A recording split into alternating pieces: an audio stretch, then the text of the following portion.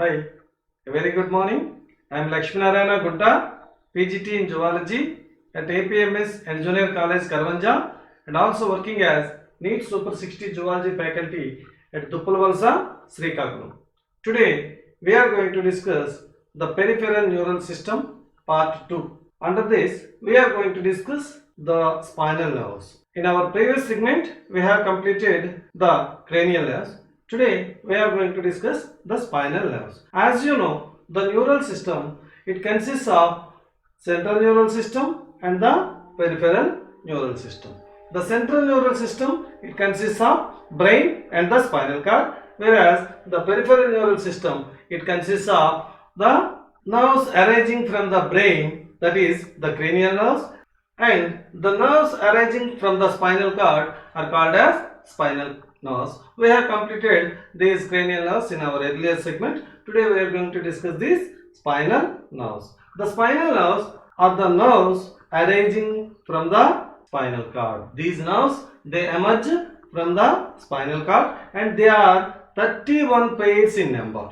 As we already have learned, the cranial nerves, they are 12 pairs in number, and these spinal nerves, they are 31 pairs in number. That means a total of 43 pairs of nerves and their branches constitute the peripheral nervous system. Okay, and unlike that of cranial nerves, all the spinal nerves, they are mixed nerves. As we already have learned, there are 12 pairs of cranial nerves, out of which the 3 pairs are sensory nerves, 4 pairs are mixed nerves, and 5 pairs are motor nerves. But all the spinal nerves, they are mixed nerves. Why they are mixed nerves? Because they contain both the sensory neurons and the motor neurons. That's why they are mixed nerves, except the first spinal nerve, which is a motor nerve. Okay, these spinal nerves, they are formed by the union of the dorsal root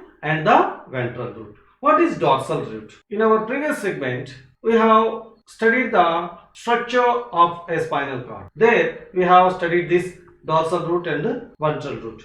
This dorsal root is also called as the posterior root. Why? Because it is present on the posterior side. This one is the posterior region and this one is the anterior region, and this one is the ventral region, the ventral, where the vent is present, ventral region, and this one is the dorsal region. Okay, this dorsal root, it has only sensory nerve fibers. As it has only sensory nerve fibers, means they bring in information towards the spinal cord. That's why they arrive at the spinal cord. That's why they are also called as afferent nerves. A for afferent. Okay. Whereas the second one is the ventral root. This one is the ventral root. As it is present on the anterior side, ventral side, it is also called as anterior root, and it takes away the motor impulses towards the motor organs. That's why it is, as it is exiting from the spinal cord, it is called as efferent nerve. Okay, efferent nerve. The afferent and the efferent nerves both unite to form a spinal nerve. That is, the dorsal root and the ventral root, they together form a spinal nerve. And you can observe here there is a massive structure, called as the dorsal root ganglion. Dorsal root ganglion, it is present only in the dorsal root, but it is absent in the ventral root. Okay, this dorsal root ganglion is formed by the cell bodies of the sensory nerve fibers. But then what about the cell bodies of the motor nerve fibers? These cell bodies of the motor nerve fibers, they are present in the anterior portion of the gray matter. Okay, that's why the ventral root, it has no ganglia. It has no ganglia as that of a dorsal root ganglion. Okay, and this spinal nerve, after leaving the vertebral column, each spinal nerve, it is divided into 3 branches. These 3 branches, they are called as rami. The singular is ramus and plural is rami. This one is the posterior ramus and this one is anterior ramus. This is also called as the dorsal ramus as it is present on the dorsal side, and this one is called as the ventral ramus as it is present on the ventral side. Okay. Another one is the recurrent ramus or meningeal ramus, and we will learn about it in our higher classes. Okay. The third one is the recurrent ramus or the meningeal ramus. Okay. Root comes first, ramus comes next. Root comes first, ramus comes later. Okay. And these spinal nerves, they are grouped into 5 groups based on the location. Here, this one is the neck region, and this one is the thorax region where the lungs are present. Lungs are present. And this one is the abdominal region. Abdominal region. Okay. And the remaining one is the pelvic region. Based on the location, these nerves are classified into 5 groups. They are, the first one is the cervical nerves. Cervical nerves which are present in the neck region. Neck region. There are 8 pairs in number. These are cervical nerves. Means they are present in the neck region. They are present in the neck region. Coming to the second type of second group of nerves, they are the thoracic nerves. These thoracic nerves, they are present in the thorax region. Thorax means where the lungs are present. Okay. There are 12 pairs in number. As you already have studied, there are 5 lumbar vertebrae. From each lumbar vertebrae, a pair of lumbar nerves arise. That means 5 pairs of lumbar nerves arise from the lumbar region. Okay. And coming to the next pair of next group of nerves, they are sacral nerves. These 5, they are the sacral nerves which are emerged from the sacral vertebrae. Sacral vertebrae. Again, they are 5 pairs in number. As you know, there are 5 sacral vertebrae which are fused to form one sacrum. And the last group of spinal nerves, they are called as coccygeal nerves, and it is only single pair. It means a total of 31 pairs. 8 plus 12, 20, 5 plus 5, 10, 30 plus 1. Total of 31 pairs of spinal nerves are there in our humans. Okay. As you know, the dental formula ICPM 2123. Similarly, there is a spinal formula which is C8, T12, L5, S5 and CO1. Cervical nerves, they are 8 pairs. T12 means thoracic nerves, they are 12 pairs. L5 lumbar nerves, they are 5 pairs. And S5 sacral nerves, they are 5 pairs. And coccygeal, CO, coccygeal nerve, 1 pair. Means a total of 31 pairs of spinal nerves are there. The spinal formula is C8, T12, L5, S5, CO1. And the vertebral formula is different from the spinal formula. Vertebral formula is C7, T12, L5, S1 under brackets 5. Means 5 bones fused to form single one. And CO1 under brackets 4. That is vertebral formula. This one is the spinal formula. Okay. The first pair of spinal nerves, they emerge between the atlas and the occipital bone of the cranium. Here you can observe this one is skull and this one is the frontal bone, the parietal bone, the temporal bone and the occipital bone. This one is the occipital bone. And below the occipital bone and above the atlas. Atlas, the first cervical vertebra is called as the atlas. In between these two, a pair of spinal nerves arise. They are the first pair of spinal nerves which are called as the cervical spinal nerves. Okay. Whereas the other spinal nerves, they emerge through the intervertebral foramina between the adjoining vertebrae. Intervertebral foramina. What is intervertebral foramina? If this one is a vertebra and this one is another vertebra. This vertebra, it has an opening called as vertebral foramen. And this one is another vertebral foramen. All these join to form a vertebral column. All these vertebral foramen, they form the vertebral column. And intervertebral foramina means this one is the first cervical vertebra which is called as the atlas, and this one is the second vertebra, cervical vertebra. This one is the second cervical vertebra, that is the atlas, and these are C3, C4, C5, C6, C7. A total of 7 cervical vertebrae you are observing here. Okay. And what do you mean by intervertebral foramina? Means inter means in between. In between these two vertebrae, there is an opening called as intervertebral foramina. Through this intervertebral foramina, the spinal nerves they arise. Means the first pair of cervical spinal nerve emerge between the atlas and the temporal bone, and the remaining all the spinal nerves they emerge through the intervertebral foramina between the adjoining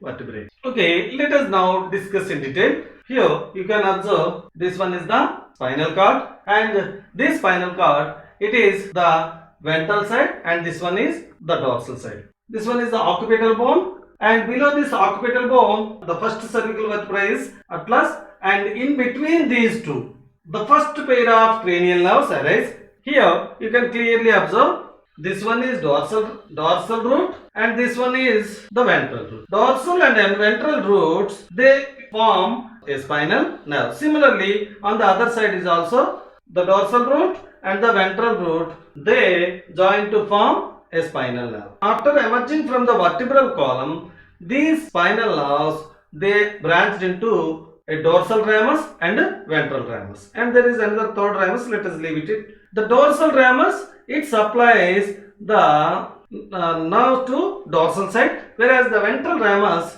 it supplies the nerves to ventral side. Okay, this one is the first cervical vertebra, and this one is the first cervical nerve, and similarly this one is the second cervical vertebra, and this one is the second cervical nerve, and similarly this one is the seventh cervical vertebra, and this one is the seventh cervical nerve. Okay, and the one most important point you have to remember here is all the 7 cervical nerves they arise from the top of the vertebral column, except the last cervical nerve, that is the 8th pair of cervical nerve, which arise from the bottom of the 7th cervical vertebra. This one is a vertebra, and this vertebra it has a groove-like structure. This groove-like structure is called as vertebral groove or vertebral notch. Can you guess what is the use of this vertebral groove? Yes, through this vertebral groove or vertebral notch, the spinal nerve emerge out. Okay, the spinal nerve emerge out. Similarly, here you can observe in detail the first 7 pairs of spinal nerves they emerge in this manner. Means they emerge from the top of the each vertebra. Okay, and the 8th cervical spinal nerve, it emerge out from the bottom of the 7th cervical vertebra. In other words, it originates from the top of the first thoracic vertebra. Means there are only 7 cervical vertebrae, but there are 8 pairs of cervical spinal nerves, and similarly there are 12 thoracic vertebrae. From each thoracic vertebrae, from the bottom, from here onwards,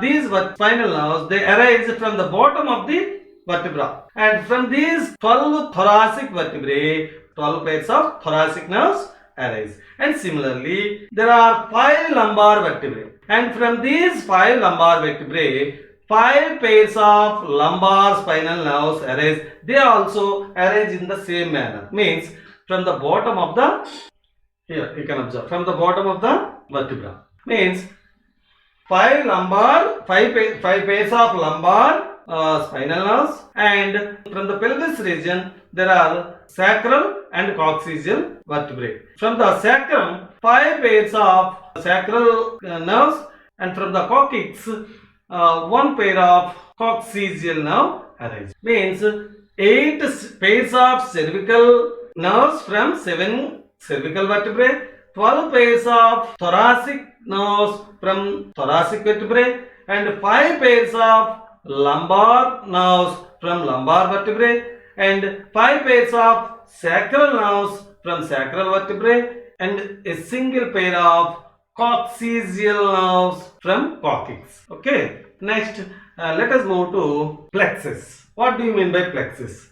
Certain spinal nerves, they are joined to form out networks called as plexuses. These plexuses, they are present on both the sides. Here in this diagram you can observe these are the plexuses. Okay. These plexuses, again they are 5 types. Again there are 5 groups: the cervical plexus, the brachial plexus, the lumbar plexus, the sacral plexus, and the coccygeal plexus. Okay. Let us discuss all these things one by one. The first one is the cervical plexus. What do you mean by plexus? Certain spinal nerves, they unite to form networks called as plexuses, and here you can observe the cervical plexus. This one is the first pair of cervical nerve, and this one is the second pair of cervical nerve, and this one is the third pair of cervical nerve, and this one is the fourth pair of spinal nerve. The first 4 cervical spinal nerves, they after emerging from the vertebrae, they unite to form plexuses, and these plexuses, they supply the muscles of the neck, back, and the diaphragm, the dome shaped structure which is present below the lungs. Okay, the diaphragm, that is the muscles of the diaphragm, also called as the phrenic muscles. Means the cervical plexus, which is present in the neck region, they supply nerves to the neck, the back, and the diaphragm, Okay. And coming to the second one, the brachial plexus. The brachial plexus is formed by the nerves C5, C6, C7, C8, and the T1. First 4 pairs means the first pair of cervical nerve, second pair of cervical nerve, third pair, and the fourth pair of cervical nerves, they form the cervical plexus. Whereas the 5th to 8th cervical nerves, they form brachial plexus along with the first thoracic nerve. Okay. Here you can clearly observe this one is the C5, means 5th cervical nerve, 6th cervical nerve, 7th cervical nerve, 8th cervical nerve, along with the first thoracic nerve, they form a plexus called as the brachial plexus. This brachial plexus, it supplies the afferent and efferent nerve fibers, means the sensory and motor nerve fibers to the chest region, shoulder, arms, forearms, and hand. Okay, the brachial plexus supplies sensory and motor nerve fibers to the chest region, shoulder, arms, forearms, and the hand. Okay, and the next plexus is the lumbar plexus, which is formed mostly by the lumbar nerves. The nerves are involved in the formation of the lumbar plexus are the first pair of lumbar nerves, second pair of lumbar nerves, third pair of lumbar nerves, and some branches of fourth pair of lumbar nerves. They form the lumbar plexus. Here you can observe this one is the first lumbar nerve, second lumbar nerve, third lumbar nerve, fourth lumbar nerve, and these 3, first L1, L2, L3, and along with the branches of L4, some branches of L4, they form lumbar plexus. This lumbar plexus, it supplies or it innervates the skin and the muscular structures of the lower limb. Okay, the lumbar plexus, it supplies the skin and the musculature of the lower limbs. Okay, the cervical plexus, it supplies the neck, back, and the diaphragm. The brachial plexus, it supplies the chest, shoulder, arms, lower arms, and the hand. Okay, whereas this lumbar plexus, it supplies the skin and the musculature of the lower limb. Okay, and coming to the next plexus, that is the sacral plexus. This sacral plexus, it is again formed by the remaining branch of the fourth lumbar nerves, along with the fifth lumbar nerves and also the first three sacral nerves. First three sacral nerves means L5, the last lumbar nerve and the first three sacral nerves along with the branches of fourth lumbar nerves. They together form the sacral plexus. Here you can observe the sacral plexus. This one is the L4 lumbar, fourth lumbar nerve. Okay, some branches of L4 they join with the lumbar plexus and remaining branches of the L4 they join the sacral plexus, means L4, L5, S1, S2 and S3. They form the sacral plexus. This sacral plexus, it supplies muscles of the pelvis region and also the limb, lower limb. One more important point with regard to the sacral plexus is the largest nerve in the sacral plexus. It is the sciatic nerve. The sciatic nerve that innervates the thigh and also the lower leg and the foot. You might have heard about this sciatic pain. Sciatic pain, it is because of the deformities in the sciatic nerve. Okay, and coming to the last plexus, that is the coccygeal plexus. Coccygeal plexus, it is formed by the fourth sacral and fifth sacral nerves along with the coccygeal nerve. They all supply the sensory nerves in the coccygeal region. It innervates the sensory nerves in the coccyx region. This one is the coccyx, the tailbone. Okay, na? This supplies sensory nerves. The coccygeal plexus supplies sensory nerves to the coccygeal plexus. Okay, this finishes our session. Thank you for watching. Follow me on YouTube simply by typing Lakshmi Narayana Gunta. And one more important thing, below every video I have provided an online exam for 60 marks, which we can observe a link in the description box. Don't forget to write that exam. Okay, thank you very much. Thank you.